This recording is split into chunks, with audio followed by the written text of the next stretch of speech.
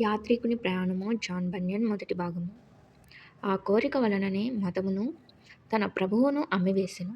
కాబట్టి మీరు వేసిన ప్రశ్నకు జవాబు ఇచ్చినట్లు నాకు తోచుచున్నది. ఆ జవాబైనను ప్రమాణమని దానిని అంగీకరించుట అయినను సరికాదు. అది అజ్ఞానమును, ద్వేషధారణయును, పిశాచ నీతియునై ఉన్నది.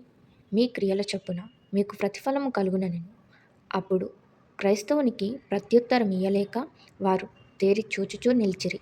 నిరీక్షణ చిత్తుడును క్రైస్తవుడు ఇచ్చిన ప్రత్యుత్తరము సత్యమైనదని మెచ్చెను గనుక కొంతసేపు వారిలో ఎవడూనూ మాట్లాడక బహు మౌనముగా ఉండిరి.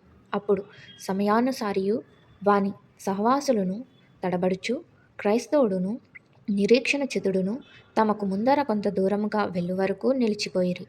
అప్పుడు క్రైస్తవుడు తన సహవాసిని చూచి, వీరు మనుషుల తీర్పుకు నిలవలేకపోతే దేవుని తీర్పుకు ఎట్లు నిలవగలరు?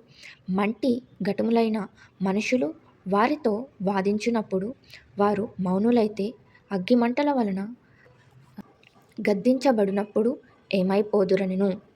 తరువాత క్రైస్తవుడును నిరీక్షణ చిత్తుడును వారిని విడిచి ముందర వెళ్ళి సౌఖ్యమను చక్కని మైదానమునకు వచ్చి దానిలో నుండి బహు సంతోషముగా నడుచుచుండిరి. అయితే ఆ మైదానము వెడల్పు కొంచెమే గనుక వారు శీఘ్రముగా దానిని దాటి వెళ్ళిరి. ఆ మైదానము ఆవలి వైపున లాభమను ఒక కొండ ఉండెను. ఆ కొండయందు వెండి గని ఒకటి ఉండెను.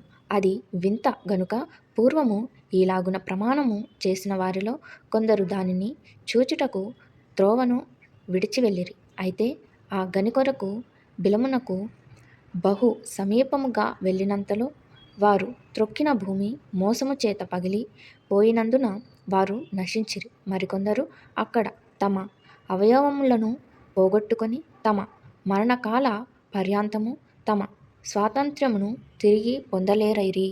Thank you.